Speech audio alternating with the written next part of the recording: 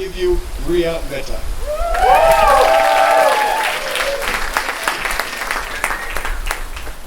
Thank you.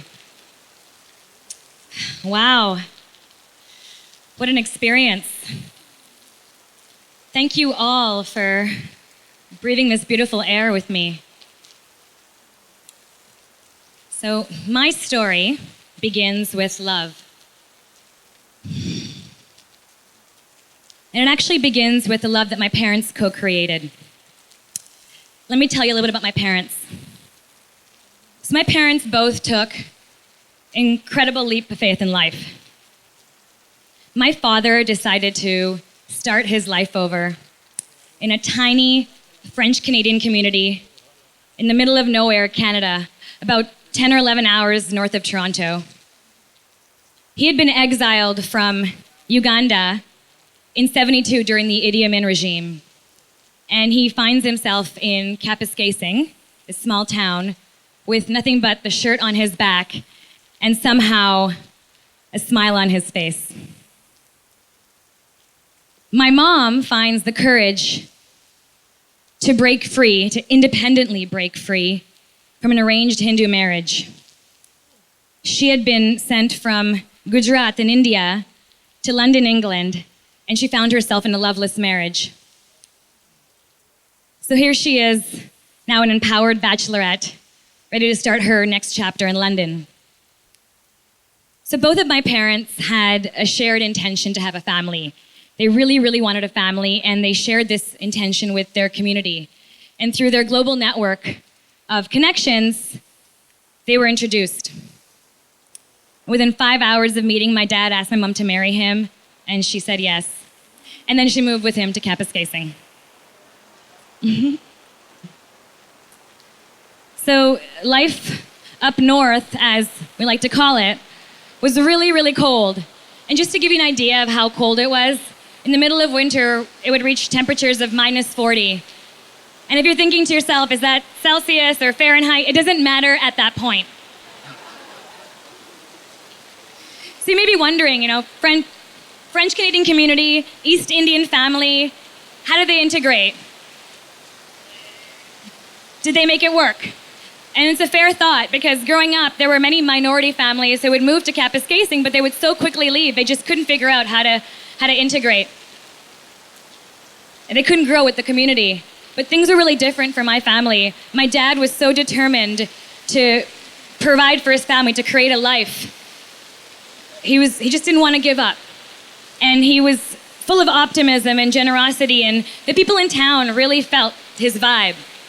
And so they started to migrate to him. And my dad developed a lot of respect. He generated so much respect in the town. And even me and my siblings, people would just meet us on the streets and they would just give us automatic respect because we were his kids.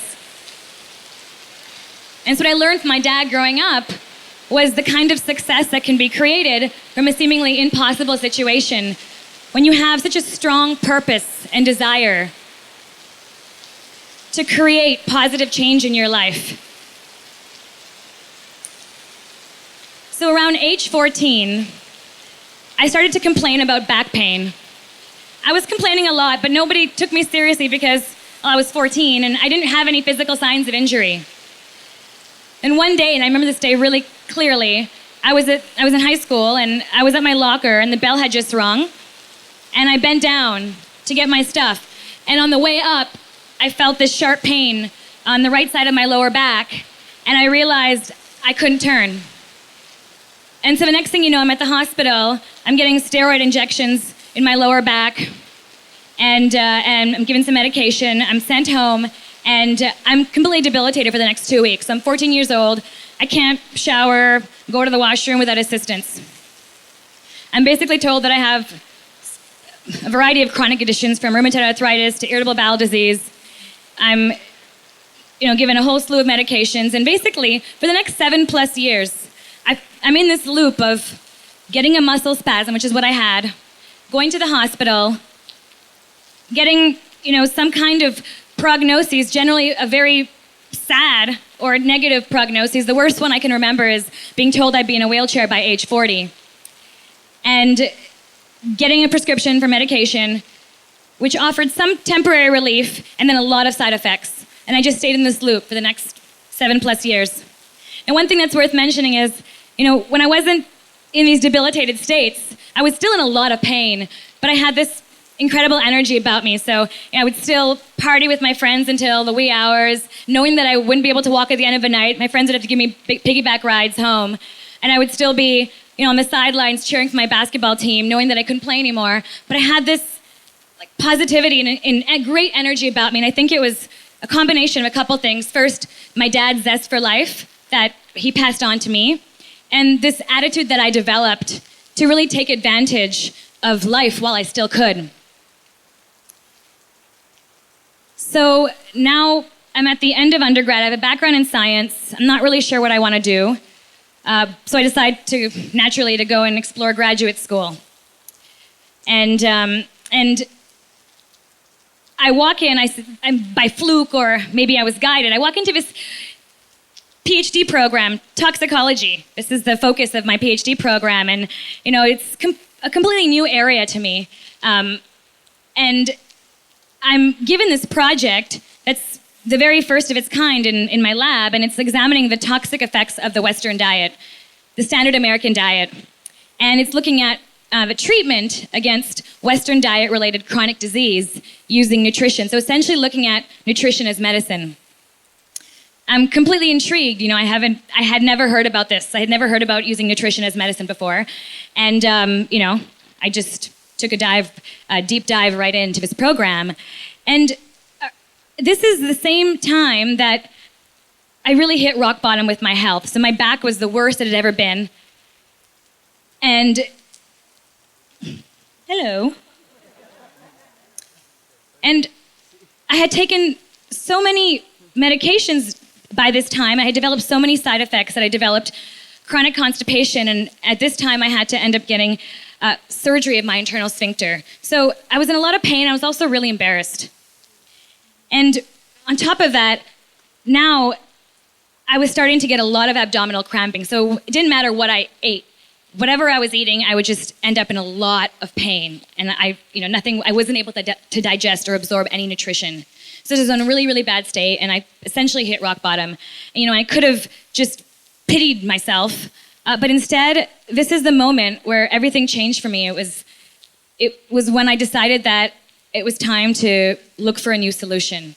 It was time to forge my own path and just figure out how to heal myself outside of the medical system and just say no to the drugs that I was being given. And when I set this intention, everything changed for me. It was like my entire reality shifted. I started to see things I hadn't seen before. Either they were being attracted to me, or maybe they weren't in my consciousness and now they were. And they were giving me clues about this idea of nature as medicine, as food as medicine. And I realized that my PhD was speaking to me. I just couldn't see it. And so, I started to see these clues. I started to see clues in magazines, hear people talking on the street, having these thoughts in my head and feelings in my body, all about healing myself through nutrition. And so the more I heard and learned, the more I applied, and I started to feel better. I put together a protocol that was based upon detoxification. I realized that my body had a serious toxic load after all those years of just putting all these things into my body, food, drugs, thoughts, without any consideration. And I had to detoxify my system. I realized that my diet needed to change, and I worked on changing it. I explored all forms of healthy living, from vegetarianism to paleo to raw veganism. And the last part of this health protocol was really understanding my genetic mutations, looking at what was happening at the level of genetics, genomics, and really starting to course correct my nutritional deficiencies. And when that happened, I started to really feel better. And I realized I was onto something. And the more I learned, the more I shared, and people around me started to feel better. And so I was like, okay, I'm onto something great. So I just get the thumbs up to write my thesis, and I get a phone call from my father's specialist physician. And he tells me that my dad has incurable cancer and that he has to start chemotherapy right away. If he doesn't, he's going to die. And he asked me to deliver the news to my dad. Just kind of crazy, I know. So what was so ironic about the situation is, my dad is diagnosed with this cancer that I'm just about to become a leader in this field and propose to treat this cancer using nutrition. And so all I want to do is help my dad. I felt like I had the tools to be able to guide him and allow him to have a better life. So my father really wanted to take the medical path and go down the chemotherapy route. And although I felt very strongly about what I had learned, I was scared. If I wasn't able to help him, then I would feel so responsible. So I decided to be a loyal daughter, and I stood by his side, and he got through half a round of chemo before the chemotherapy was just too toxic. So his body couldn't handle the toxicity, and his body couldn't handle the nutritional imbalance. And within 3 weeks, he died. And I was with him for most of that time. So when I lost my father, I felt an incredible amount of guilt for a long time, because I thought, I could have done something. I'm just about to become a leader in this field, and I could have helped him. I could have at least given him a few more months, and a more gentle approach to his transition. But losing my father, what also allowed me to feel this incredible capacity within myself to love. I had never in my life felt my heart the way it felt when my father passed away. And through that feeling, I was also able to feel the pain of myself, as well as the pain of every other person on this planet who just doesn't have a solution, who's still in that confusion zone, stuck between the conventional approach and maybe just learning about holistic health, but not really sure where to go. And it was in that moment where I really felt like, I was ready. I was ready to represent those people. And I always say that when my dad died, I rose, and I firmly believe that when he died, I became a leader, and I was ready to represent all of those people who wanted to look for a new solution. So when I decided to take an active role in my health and my personal healing journey, everything changed for me. I went from conquering my illness to then going so far beyond the medical system's clean bill of health, and I moved into this other space that I like to call optimal living. This 360 feeling of ultimate health and happiness, with a desire to love more and to give more. And the only way I was able to get there was by telling myself that I could. Yeah. And it was through self-care, through understanding my needs, through bringing my needs to my awareness. A lot of people have this cookie-cutter, out-of-box solution that's great, but then there's the rest of us who don't have that predefined solution. We have to go and create it, and I really want to support those people. So I've created a formula for optimal living, and this formula is meant to help people unlock their healthiest potential, and it's through self-care. When we give more to ourselves, we have more fuel to give others. We have more energy to give others. We have a better alignment with our life's purpose and our mission. So this is not just for people who are trying to solve their health solutions. This is for people who are trying to solve world solutions, like all of us. So the formula for optimal living is intention plus practice plus support. Intention, stating your awareness around a particular goal or motive. When I set my intention to forge my own path, to find my new solution, I didn't know what I needed to do. I just needed to set that intention. And of course, mine was based on my personal protocol. So practice. Finding the right tools or techniques that work for you, your personalized protocol. For me, that was based on diet, nutraceuticals, food as medicine, detoxification, understanding what was happening at the level of my DNA, and then course correcting from there using food and nutraceuticals.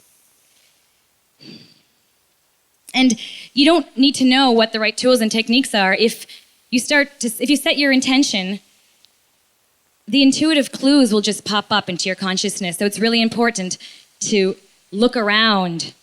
Your perception will change. And when you start to see those clues, you just want to make sure you grab those and absorb that wisdom. And the last one is support, and this is really important. Our tribe, our group of like-minded people, our network, our cheerleaders, our accountability partners, people who will help us stay focused on the positive and keep our eyes on the goal when we happen to lose sight. So it took me really hitting rock bottom with my health and then losing my father for me to realize and stumble upon this world of optimal living, this world that's based upon understanding your self-care, understanding what your truest needs are, and bringing them into your awareness.